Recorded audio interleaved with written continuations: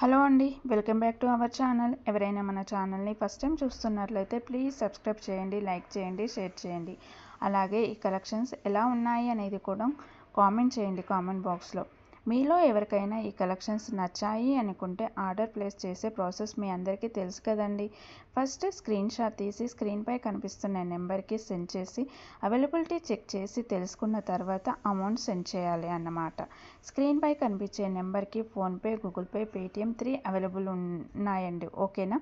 And item అనేది మీకు delivery అయ్యాక 360 డిగ్రీస్ ఓపెనింగ్ వీడియో కంపల్సరీగా తీసి సెండ్ చేయాలండి మాకు.